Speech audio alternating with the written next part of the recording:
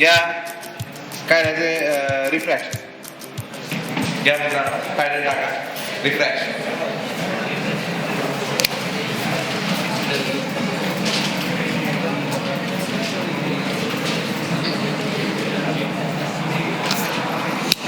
Refraction लिखना है। हाँ बेटा बेटा रिफ्रैक्शन लिखना है। चलो लिखो रिफ्रैक्शन।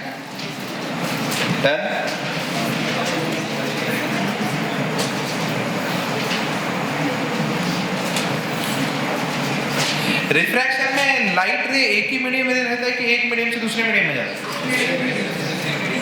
राइट ना? The phenomenon in which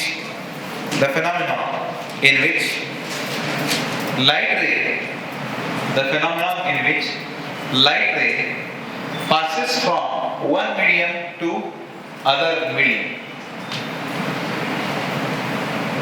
The phenomenon in which light ray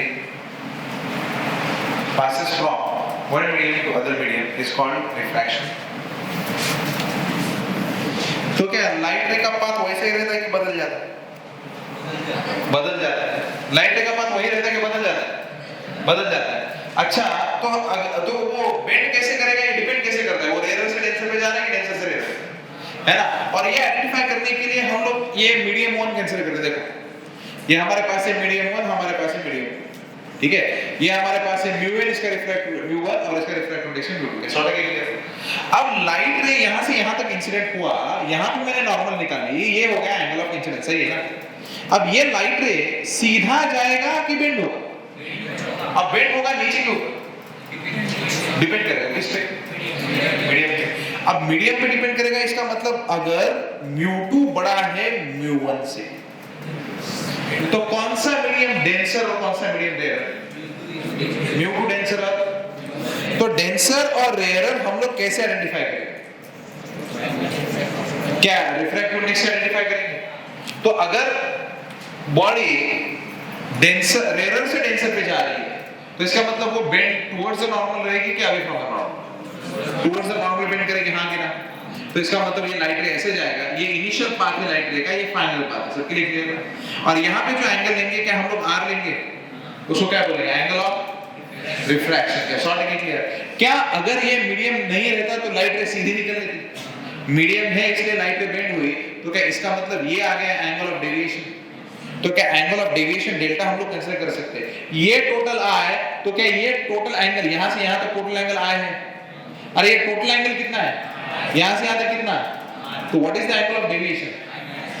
i minus r। Clockwise या एंटी क्लॉकवाइज? देख रहा, ये लाइट ऐसे जा रहा था के बाद में ऐसे बेंड हुआ है, उसका मतलब क्लॉकवाइज बेंड हुआ है कि एंटी क्लॉकवाइज? C double. तुमको समझा क्या? अब बेसिकली ये बेंड क्यों होता है? क्योंकि ये जो मटेरियल है ऊपर का और ये मटेरियल है नीचे का, इनके इलेक्ट्रिक प्रॉपर्टी सेम रहेगी, अलग रहेगी, इलेक्ट्रोमैग्नेटिक प्रॉपर्टी अलग रहेगी। अब लाइट रे अगर तुम लोग कंसीडर करो तो लाइट रे कैसा है? लाइट रे में ऐसे इलेक्ट्रिक फील्ड है यहाँ पे और एक ऐसे मैग्नेटिक फील्ड है यहाँ पे, ठीक है? तो ये प्रेजेंट है। So this is the oscillations of the electric field oscillate कर रहा है और ये मैग्नेटिक फील्ड ऑसिलेट कर रहा है। ये दोनों के दोनों फील्ड ऑसिलेटिंग है लाइट में। अब होता क्या है, कोई भी मटेरियल अगर तुम लोग कंसीडर करो तो क्या मटेरियल में एटम्स होते हैं? अरे मटेरियल्स में एटम्स है ना, और एटम्स के अंदर ये न्यूक्लियस और इलेक्ट्रॉन, ये इलेक्ट्रॉन स्टेशनरी है कि मूविंग? इलेक्ट्रॉन स्टेशनरी है कि मूविंग? और इलेक्ट्रॉन अगर मूविंग है तो क्या इलेक्ट्रॉन के पास इलेक्ट्रिक फील्ड है और न्यूक्लियस के पास इलेक्ट्रिक फील्ड है? हाँ, और इलेक्ट्रॉन घूम रहा है, इसके लिए वो करंट जनरेट करेगा, और अगर वो करंट जनरेट करेगा तो उसके पास मैग्नेटिक फील्ड भी होगा। इसका मतलब अगर तुम लोग इसको वैक्यूम में कंसीडर करो तो वैक्यूम में उनकी वैल्यू अलग होती है, और जब ये लाइट अंदर जाती है तो क्या इलेक्ट्रिक और मैग्नेटिक फील्ड के लिए ये इलेक्ट्रॉन चेंज करेगा उनका बिहेवियर? लाइटच्या मध्ये इलेक्ट्रिक और मैग्नेटिक फील्ड है ना, लाइट के अंदर कौन सा फील्ड है? इलेक्ट्रिक फील्ड और मैग्नेटिक फील्ड है। तो जैसे जैसे लाइट दूसरे मीडियम में जाएगी तो क्या ये इलेक्ट्रॉन्स लाइट का इलेक्ट्रिक और मैग्नेटिक फील्ड चेंज करेंगे, इसलिए लाइट की इलेक्ट्रिक और मैग्नेटिक प्रॉपर्टी चेंज होती है। तुमको समझा क्या? लेकिन लाइट का ऑसिलेशन नहीं बदलता है, उनका वैल्यू बदलता है। इसका मतलब क्या है? मान लो कि पहले लाइट रे ऐसे ऑसिलेट कर रही है, इसकी वैल्यू ऐसे कुछ 10 मान लो 10, बाद में लाइट रे ऐसे ऑसिलेट करेगी, इसकी वैल्यू हो जाएगी 2। क्या इसका एम्पलीट्यूड कम ज्यादा होगा, लेकिन जिस रेट से ऑसिलेशन कर रहा है क्या उसी रेट से ऑसिलेशन बरकरार रहेगा? ऑसिलेशन बरकरार रहेगा, इसका मतलब फ्रीक्वेंसी सेम रहेगी। तो इसका मतलब लाइट एक मीडियम से दूसरे मीडियम में जब जाएगी तो उसकी फ्रीक्वेंसी सेम रहेगी, डिफरेंट रहेगी? वेलोसिटी डिफरेंट रहेगी, ठीक है। और अगर लाइट की वेलोसिटी कैलकुलेट करनी है ना वैक्यूम में, अगर वैक्यूम में वेलोसिटी ऑफ लाइट कैलकुलेट करनी है तो हमारे पास फॉर्मूला जो आता है वो आता है c that is equal to 1 upon square root of mu 0 epsilon 0. This is the formula where mu 0 को क्या बोला जाता है पता तो है? mu 0 11 में पढ़ा होगा ना, permeability. What is the value? Permeability का वैल्यू कितना है? 4.2 10 to the power क्या वेबर पर एम्पीयर मीटर है, हां कि ना? और एप्सिलॉन 0 भी कुछ तो कार्यक्रम होता है इलेक्ट्रोस्टैटिक्स में जो अपन ने पढ़ा था, कितना है उसका वैल्यू? 8 पॉइंट, हां बराबर, हां कितना, हां वेरी गुड, हां बराबर है, एक्सीलेंट, बराबर है कि नहीं, हां कि ना? ये वैल्यू है। तो ये दोनों अपने पास प्रेजेंट है, mu 0 और एप्सिलॉन 0। ये वैल्यू जब तुम लोग लिखोगे तब वेलोसिटी ऑफ लाइट जो तुम्हारे पास आएगी वो अप्रोक्सीमेटली हम लोग लिखते 3 × 10 to the power 8 मीटर्स पर सेकंड। ये वैल्यू इसलिए है क्योंकि इसमें इलेक्ट्रिक और मैग्नेटिक प्रॉपर्टी प्रेजेंट है। लेकिन जब ये लाइट दूसरे मीडियम में जाती है तो इस मीडियम की परमिएबिलिटी और परमिटिविटी सेम रहती है, अलग अलग रहते हैं ना। तो अगर लाइट वेलोसिटी ऑफ लाइट ये वैक्यूम में किया, लेकिन अगर हम लोग अदर मीडियम में है, किसमें भाई साहब? अदर मीडियम में है, तो अदर मीडियम में हम लोग क्या लिखेंगे? वेलोसिटी हम लोग लिख सकते हैं, वेलोसिटी ऑफ लाइट, तो हम लोग लिखेंगे v और यहाँ पे आता है स्क्वायर रूट ऑफ, यहाँ पे हम लोग लिखेंगे mu m epsilon m। Permeability वही रहेगी कि बदल जाएगी? बदल जाएगी ना। ये mu m क्या है? Permeability of the medium. और अगर अपने को permeability of the medium calculate करना है तो वो आता है mu r * mu 0, तुमको समझे? अरे mu r * mu 0, mu r * mu 0। अच्छा ठीक है, इलेक्ट्रोस्टैटिक्स में तुम लोगों ने देखा होगा है ना, एयर में अगर फोर्स अगर हम लोग कैलकुलेट करेंगे तो क्या 1/4 pi epsilon 0 * q1 q2 divided by r square आता है, हां कि ना? लेकिन अगर दूसरे मीडियम में कैलकुलेट करोगे क्या डायरेक्ट मीडियम में आता है fk की वैल्यू क्या आती है बोल? 1/4 pi epsilon 0 ये है ना, क्या एप्सिलॉन 0 k और यहां पे आता है q1 q2 divided by r square। क्या ये अदर मीडियम के बारे में बात कर रहा हूं? तो अदर मीडियम में अगर हम लोग देखें एप्सिलॉन 0 की जगह पे क्या आया?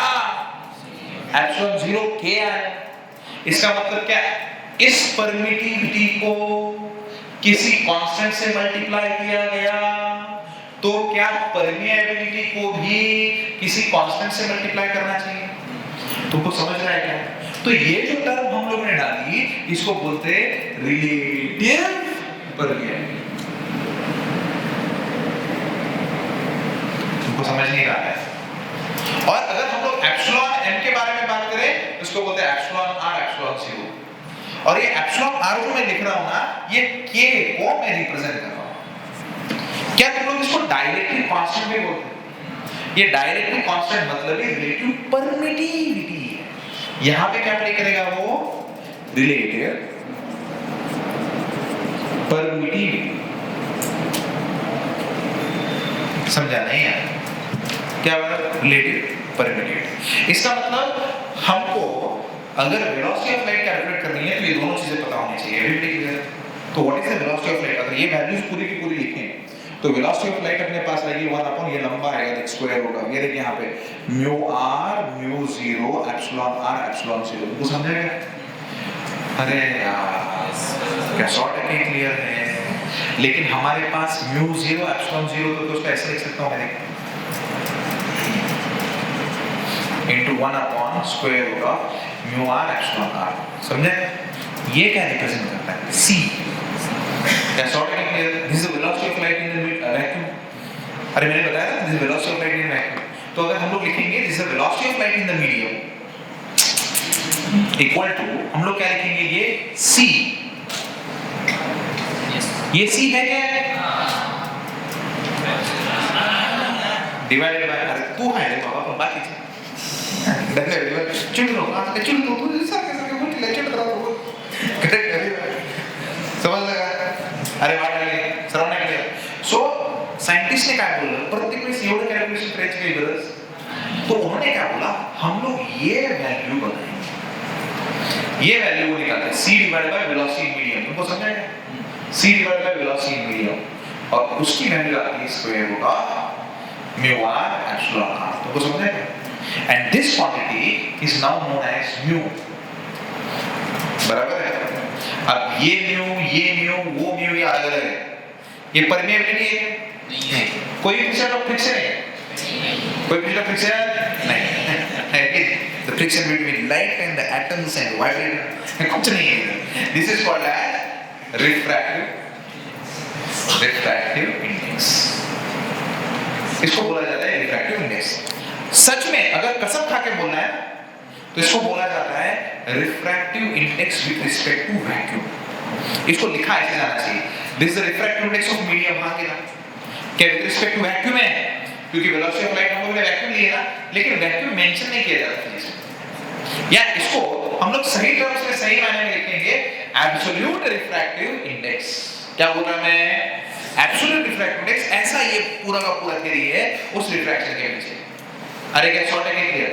तो जब हम लोग ये लाइट को स्टडी करते हैं ना, यहाँ पे अगर हम लोग लाइट को स्टडी करें तो लाइट को हम लोग स्टडी कैसे करते हैं कि लाइट का भाई साहब क्या पहले लाइट मीडियम 1 में था, क्या बाद में लाइट मीडियम 2 में गया, तो इसको ऐसे लिखा जाता है, ये जो तुम लोगों ने 10वीं में पढ़ा, तो इसमें कैसे लिखा जाता है वो लोग ऐसे बताएंगे कि लाइट पहले मीडियम 1 में था, फिर लाइट मीडियम 2 में गया, तो मीडियम 1 से मीडियम 2 में गया, तुमको समझ रहा है क्या? तो वो बताएंगे velocity of light in medium 1 divide by velocity of light in medium 2। अरे क्या शॉर्ट है क्लियर? क्या पहले मीडियम में से दूसरे मीडियम में जा रहा है, क्या हम लोग को वेलोसिटी का रेशियो निकालते हैं यार, तो वो समझा क्या किसका रेशियो है? वेलोसिटी का रेशियो है, और इसको बोला जाता है रिफ्रैक्टिव इंडेक्स के शॉर्ट है क्लियर? और ये रिफ्रैक्टिव इंडेक्स जो है ये क्या है? Refractive index of medium with respect to, तो इसको बोला जाता है RI मतलब refractive index of medium 1 with respect to medium. अरे क्या शॉर्ट है क्लियर? मैं इसको ऐसे याद नहीं रखता, मैं सिंपल याद रखता हूं। लाइट कहां से कहां पे जा रही है? 1 से 2, तो रेशियो आएगा 1 खत्म। तो मेरे लिए ये जर्नी ऑफ लाईटचा प्रवास आहे मित्रांनो, माझ्यासाठी असं हळुवारपणे केलेला आहे, एका मीडियम मधून हळूच दुसऱ्या मीडियम मध्ये जाताना केलेला सुंदर असा प्रवास फ्रॉम 1 टू करेक्ट। अपने लिए रिस्पेक्ट कुछ भी नहीं। तो अगर अपन यहाँ पे देखेंगे तो यहाँ पे अपने को क्या पता चलेगा, लाइट कहाँ से कहाँ पे जा रही है, क्या शॉर्ट है? अब अगर हम लोगों ने वेव मोशन स्टडी किया है तो क्या v velocity equal to n lambda, अरे v equal to n lambda, तो क्या फ्रीक्वेंसी 100% चेंज होगी? फ्रीक्वेंसी बताया था फिर से, फ्रीक्वेंसी के पीछे ऑसिलेशन चेंज होते क्या? हाँ, ऑसिलेशन का मैग्नीट्यूड कम ज्यादा हो सकता है लेकिन ऑसिलेशन चेंज, तो क्या फ्रीक्वेंसी रिमेन्स कांस्टेंट? तो यहाँ पे और एक इंपॉर्टेंट बात है कि अगर हम लोग को वेलोसिटी ऑफ लाइट लिखनी है तो वेलोसिटी ऑफ लाइट जो हम लोग लिखते हैं c इक्वल टू हम लोग लिखते हैं न्यू इनटू लैम्डा। न्यू क्या है? फ्रीक्वेंसी। तो मेरा नेक्स्ट क्वेश्चन है, ये फ्रीक्वेंसी कांस्टेंट रहने वाली की चेंज होने वाली है? कांस्टेंट रहने वाली, इसका मतलब क्या c डिवाइडेड बाय लैम्डा, ये रेशियो मेरे पास कांस्टेंट रहेगा। और कब तक ये कांस्टेंट रहेगा? जब तक मैं ये रिफ्रैक्शन स्टडी कर रहा हूं। तुमको समझा क्या स्टडी कर रहा हूं मैं? तो क्या रिफ्रैक्शन में फ्रीक्वेंसी कांस्टेंट है? तो अगर यही मैं आगे लिखूं तो यहाँ पे मैं क्या लिख सकता हूँ, क्या new lambda 1 divided by new lambda 2। अरे क्या सबके लिए clear? New will get ratio क्या है, लैम्डा 1 डिवाइडेड बाय लैम्डा 2। तो वेलोसिटी का रेशियो लो या वेवलेंथ का रेशियो लो, क्या रिफ्रैक्टिव इंडेक्स से मिलेगा। और रिफ्रैक्टिव इंडेक्स का और एक बेसिक डेफिनेशन है जो तुम लोगों ने पढ़ा होगा, sin i डिवाइडेड बाय। अरे क्या शॉर्ट है क्लियर है? क्या शॉर्ट है बेसिक समझा? 100% क्लियर है। देख लो, when a light passes from first medium to second medium, when a light passes from first medium to second medium, its electromagnetic properties are affected. Its electromagnetic properties are affected.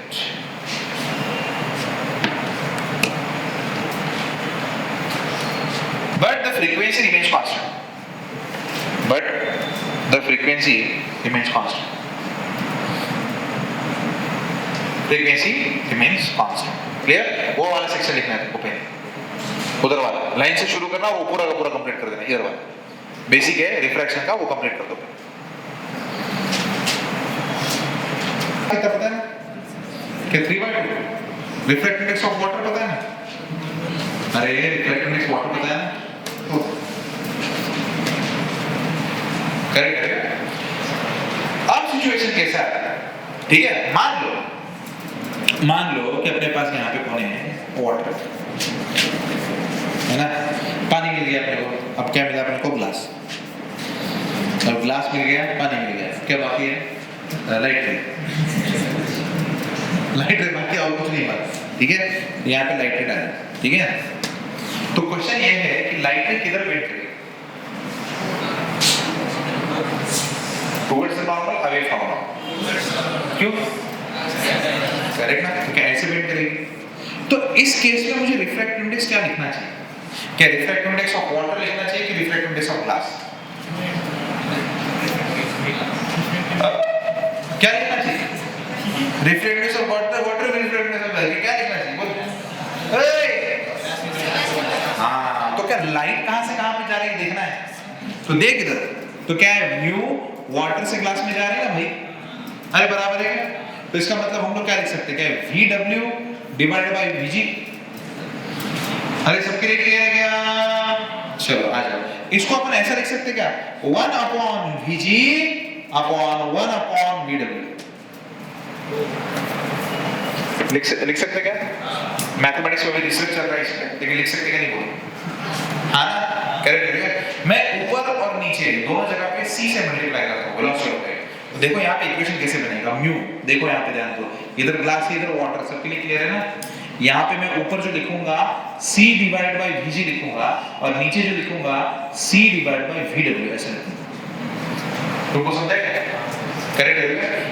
ये क्या represent कर रहा है, तुमको समझा क्या? अरे मैंने क्या बताया था, this is refractive index of glass.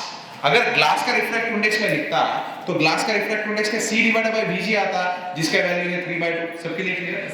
और अगर मैं वाटर का रिफ्रैक्टिव इंडेक्स लिखता तो क्या C डिवाइडेड बाय VW, जिसका वैल्यू आ गया 4/3। तुमको समझा क्या ये? तो क्या ये वाला रिप्रेजेंट करेगा रिफ्रैक्टिव इंडेक्स ऑफ ग्लास और ये वाला रिप्रेजेंट करेगा रिफ्रैक्टिव इंडेक्स ऑफ वाटर। तुमको समझा क्या? तो इसका मतलब अगर हम लोग इसको, हमको अगर ये लिखना है, रिफ्रैक्टिव इंडेक्स लिखना है, तो ये हम लोग कैसे लिखेंगे? ऊपर कौन सा आएगा, रिफ्रैक्टिव इंडेक्स, और नीचे कौन सा आएगा, refractive index of water. And this is one of the important questions, important formula. Correct है? क्या है प्रॉब्लम, क्या है? देखो वेलोसिटी के फॉर्म में लिखो तो रेशियो 1:2 वैसा कैसा, वेवलेंथ के फॉर्म में लिखो तो पहले के लिए पहला, दूसरे के लिए दूसरा। साइन आर के फॉर्म में लिखो तो क्या पहले के लिए पहला और दूसरे के लिए दूसरा। तुमको समझा क्या? लेकिन अगर रिफ्रैक्टिव इंडेक्स को रिफ्रैक्टिव इंडेक्स के टर्म्स में लिखोगे तो क्या उल्टा पुल्टा होने का चांस है ना? तो इसको ऐसा भी लिख सकते हैं, टू रिफ्रैक्टिव इंडेक्स रिपीट नहीं चलते, ठीक है? ये लॉ नहीं है लेकिन ध्यान में रखने के लिए अच्छा है। एक लाख ऊपर जाएगा और ये नीचे की तरफ उल्टा पुल्टा हो जाएगा, अरे हाँ कि ना? Very clear. लाइट का इसमें बोला जाता है प्रिंसिपल ऑफ रिवर्सिबिलिटी वगैरह से अपन प्रूव कर सकते हैं, लेकिन उतना सॉफिस्टिकेटेड बोलने की कोई भी जरूरत नहीं। सबके लिए clear? Relative refractive index, relative refractive index, relative refractive index.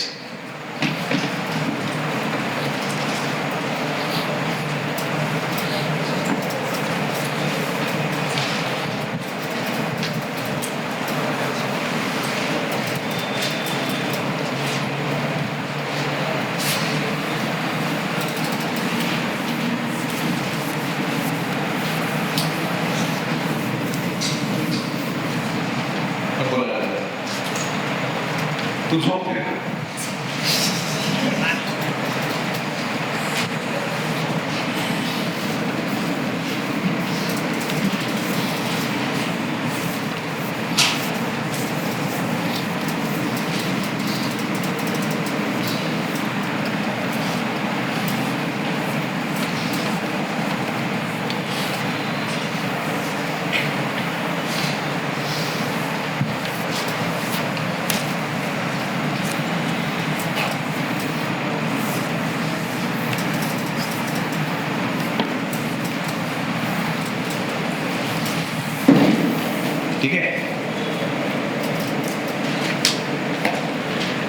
ये मेरे पास एयर है, क्या है मेरे पास है?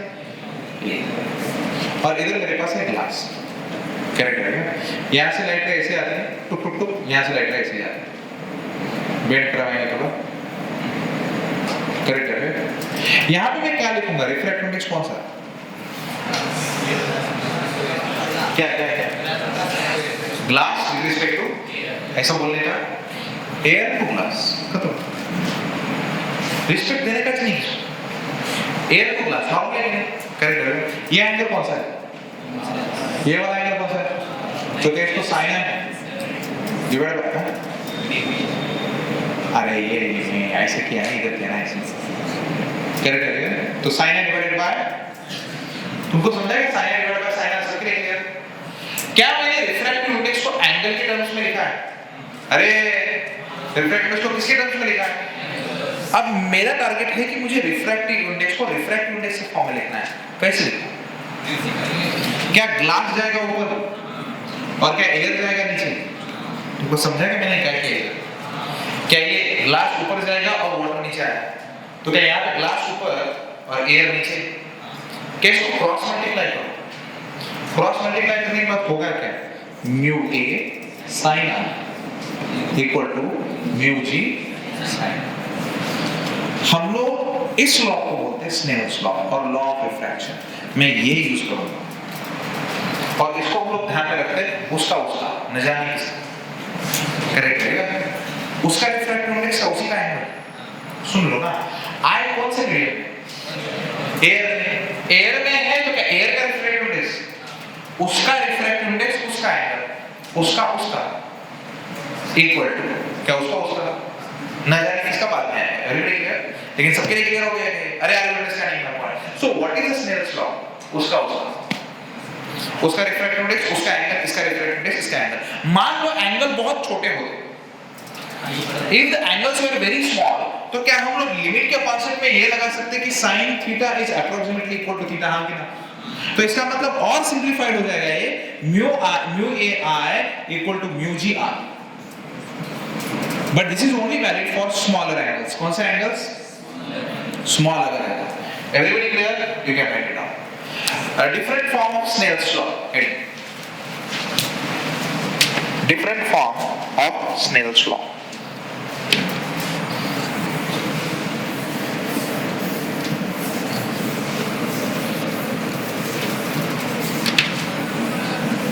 मेरी चुम्बन ज़मीन कुछ मालूम नहीं।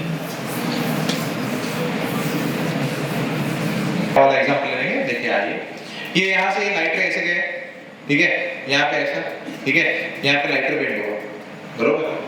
ये एंगल ऑफ इंसिडेंस मान लो कुछ 30 है, हाँ 30 को मान तो 60 हो, और ये मान लो √3, ये मान लो 1, करेक्ट है भैया? तुम्हारा टारगेट है कि तुमको एंगल ऑफ डेविएशन कैलकुलेट करना है। क्या कैलकुलेट करना है? Angle of deviation. मैं सॉल्व करूं, 2 मिनट में सॉल्व करूं। देखो यहाँ पे ये ऐसा आएगा, ये इधर से ऐसा आएगा, क्या सब क्लियर? क्या ये वाला एंगल मान लो मैं R और ये लाइट रे ऐसे जाती, ये अगर नीचे का मीडियम नहीं होता क्या लाइट रे सीधी निकल लेती? लेकिन नीचे का मीडियम है तो क्या लाइट रे बेंड होगी, बराबर है? क्या अपना लॉ अप्लाई करें, उसका इसका रिफ्रैक्टिव इंडेक्स कितना? 1, हाँ कि ना? ये sin 60 है, अरे बराबर है क्या यार? sin 60 बराबर है ना? इक्वल। क्या इसका रिफ्रैक्टिव इंडेक्स, नीचे वाले का रिफ्रैक्टिव इंडेक्स कितना? अरे क्या उसका हाँ sin r, क्या सबके लिए क्लियर है? sin 60 की value √3 divided by 2 √3 into sin r, तुमको समझा क्या? तो क्या √3 will get, therefore sin r की वैल्यू 1/2, r की वैल्यू 30। तो क्या r की वैल्यू यहाँ पे 30 है, ठीक है? डेविएशन कितना है? डेविएशन कितना है? तो क्या I माइनस R, इसका मतलब 30, CW की ACW, clockwise,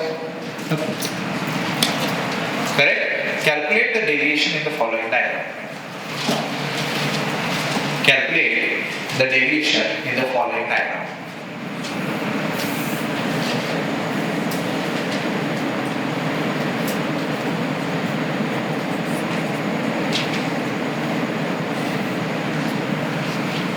This is example number 1. ये पहला वाला एग्जांपल जो मैंने किया, अब ये दूसरा वाला एग्जांपल जो तुम लोग करोगे।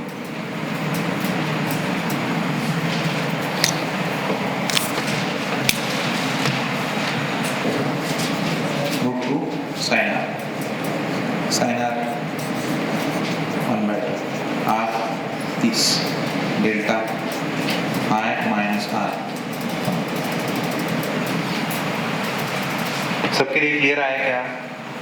तुमको समझा मैंने कैसे किया ये प्रॉब्लम? इस प्रॉब्लम को एक्सप्लेन करूं क्या मैं? क्या इसका रिफ्रैक्टिव इंडेक्स इसका angle 1 into sin 45 equal to यहां पे √2 into sin r.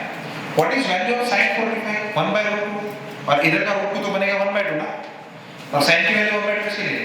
30 के लिए. रिफ्रैक्शन कितना आया? 30. डेविएशन कितना आया?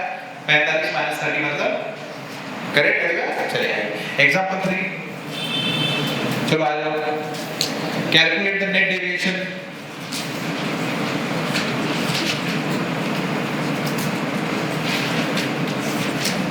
Calculate the net deviation.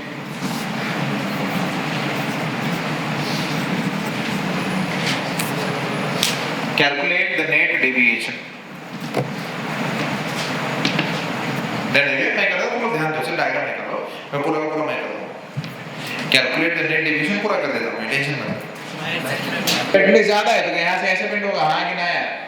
क्या ये वाला एंगल मैं मान लूँ R? मैंने यही वाला एंगल क्यों R माना?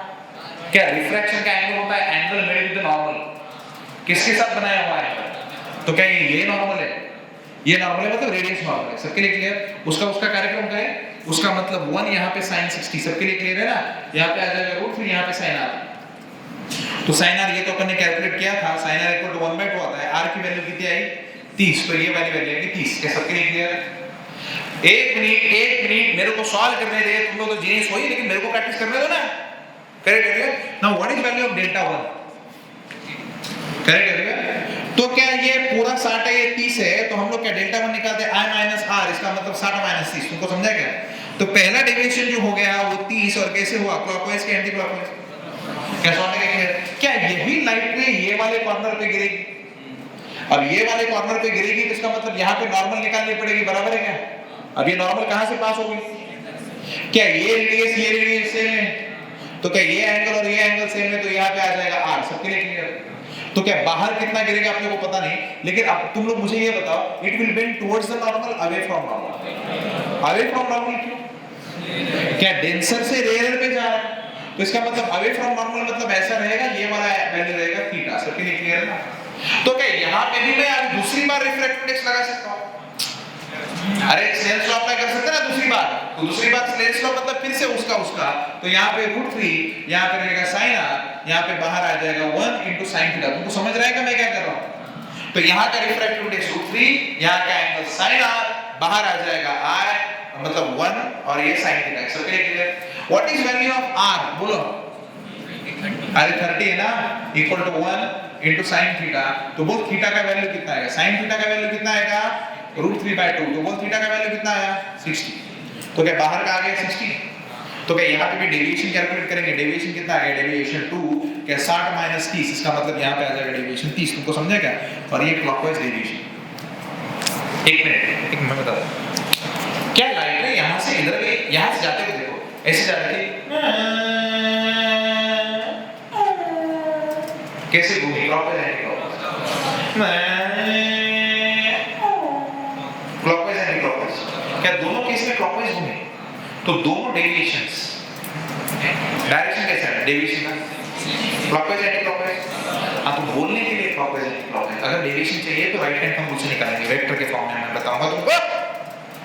तो एंगल है ना, ये एंगल का डायरेक्शन होता है सर्कुलर मोशन. जिंदाबाद. सर्कुलर मोशन में क्या बोला था सर ने? अगर छोटा एंगल है तो कैसे यूज करें? इनफाइनिटेसिमल एंगुलर डिस्प्लेसमेंट. बराबर है ना? If a body is performing circular motion, then the finger should indicate direction of motion, thumb will indicate the direction of angle. सबके लिए क्लियर? तो एक्चुअली में इसका डायरेक्शन ऐसे होता है अंदर वेक्टर फॉर्म में, लेकिन हम लोग वेक्टर फॉर्म स्टडी नहीं कर रहे, इसलिए मैं बोल रहा था क्लॉकवाइज. तो पहला वाला डेविएशन क्लॉकवाइज है कि एंटी क्लॉकवाइज? दूसरा वाला डेविएशन क्लॉकवाइज है कि एंटी क्लॉकवाइज? क्या दोनों के दोनों डेविएशन क्लॉकवाइज है? अगर एक क्लॉकवाइज और दूसरा एंटी क्लॉकवाइज होता तो एडिशन करता कि सब्ट्रैक्शन करता? यहाँ पे दोनों क्लॉकवाइज है, इसलिए तो टोटल डेविएशन कितना हो? टोटल डेविएशन जो मैं बोल रहा, क्या ये वेक्टर एडिशन कर रहा हूं मैं? ये वेक्टर एडिशन एक्चुअली. यहां पे पहला वाला डेविएशन भी क्लॉकवाइज है, दूसरा वाला डेविएशन भी क्लॉकवाइज है, तो दोनों के दोनों डेविएशन क्लॉकवाइज है ना, तो दोनों का क्या होगा? एडिशन. तो 30 क्या करें? 60 क्लॉकवाइज. और तुम लोग समझ रहे थे, तुम लोग रिफ्रैक्शन में किंग हो, आगे ना नहीं। और कॉन्फ्रेंस में बिल्कुल मत जाना, आप लोग पूरा प्रॉब्लम हर एक सेक्शन को टच करके करेंगे।